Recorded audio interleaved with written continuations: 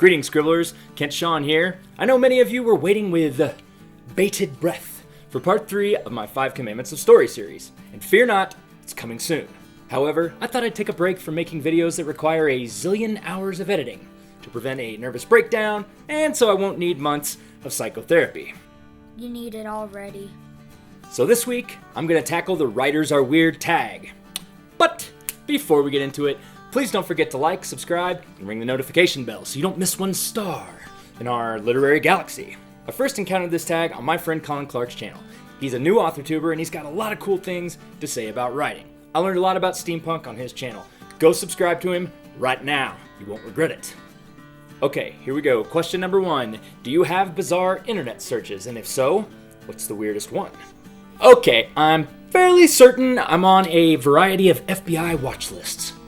I write a lot of weird stuff, therefore a lot of weird searches, so it's going to be a little bit hard to pick the weirdest.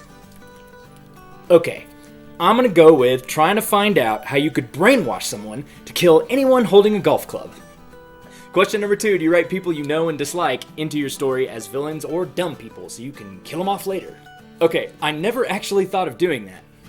Kind of thinking about it now.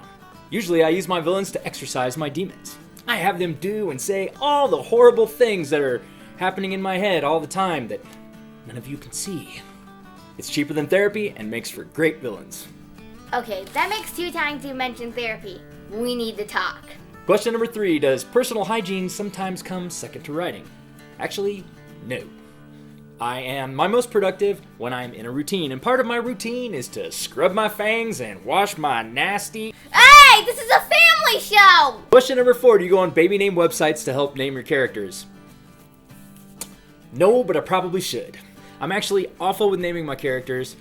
In my Working with an Editor series with Bethany Votage, she was editing my short story Lydia. She recommended that I change 2 of the characters' names. There are only 3 characters in the story. Question number 5, do you have a list of actors or actresses that would play your characters if a movie adaptation was made? Not really, but I often cast my stories for the purpose of character description. For my last novel, Charged, I actually did pick an actor or actress for each character. I used them as a guide and picked a couple of distinctive features to describe them. For some reason, I keep picking Angelina Jolie at 25. Question number 6, have you ever stared at a stranger because they look like one of your characters? No. I never stare at strangers. Okay, no, I don't get all head trippy about trying to over-visualize my characters. In fact, I think it's actually a detriment to good storytelling. The characters need to live in the heads of my readers. It really doesn't matter what I think they look like. So I usually keep physical description to a minimum instead of enforcing my will on every cheekbone and dimple. Number 7, do you talk to yourself to work through scenes? And if so, where do you talk to yourself? Yes, I talk to myself when writing dialogue. I sometimes do it while looking in a mirror. I also go on long walks and tell myself the story, and if the weather's crappy, I walk around in circles in the living room talking to myself. Number 8, while writing, do you make the expression your characters are making? This was actually a big problem for me when I first started doing live streams. I was concerned that I might look like a complete psycho while doing the writing sprints. Turns out, it was just fine. Not weird at all. Question number 9, do you ever practice answering interview questions in case you make it big? I have already made it big, as measured by my legions of adoring fans.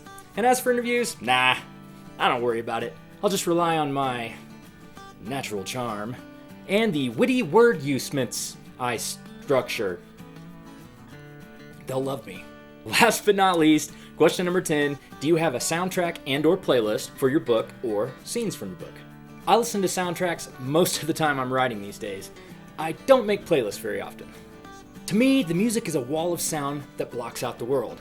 I really don't want it influencing me too much. I hesitate to share this next part, but I wrote my entire last novel while listening to one track on infinite repeat. Track 9 from Hans Zimmer's Experiments from the Dark Phoenix soundtrack. So to break it down for you, I spent 5 months listening to the same 9 minutes and 6 seconds of music. You need to be institutionalized. I'm not crazy, I'm interesting. That's what all the crazy people say. Don't forget, there's only 10 days left to enter your 5,000 word or less short story to the awe-inspiring, cup-destroying, pencil-snapping, pen-burning, head-balding, metaphor-mingling, sentence-spewing, cash reward-reaping short story competition of Doom!